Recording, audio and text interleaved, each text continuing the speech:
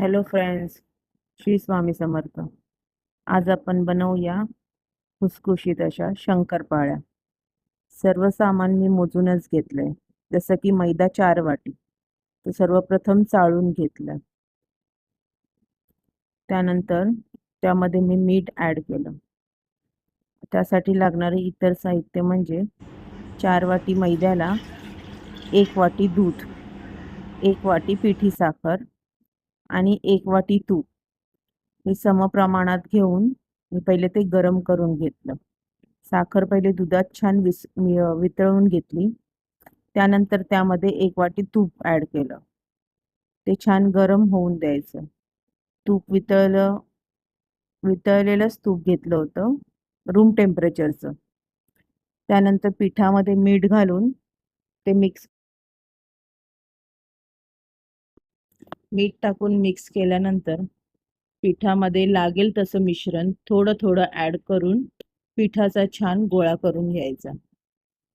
पीठ जास्त घट्ट न मळता तो फक्त एकजीव करून गोळा करून घ्यायचा, जेणेकरून त्याला नंतर छान पदर सुटले पाहिजे.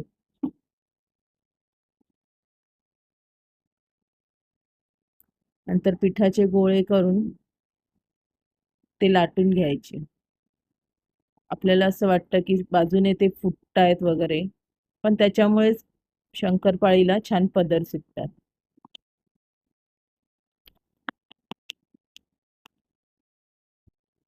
लाटून झाल्यानंतर आपल्या पसंतीप्रमाणे छोटे मोठे पाहिजे तसं ते सुरीने कट करून घ्यायचे.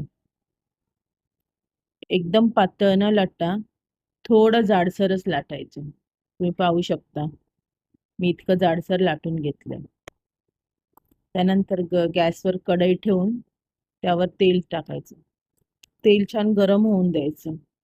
पहिले तर तेल चांगलं मोठ्या आचेवर गरम करून घ्यायचं आणि नंतर गॅस एकदम स्लो ठेवायचा आणि स्लो गॅसवरच शंकरपाळ्या त्यात टाकायच्या.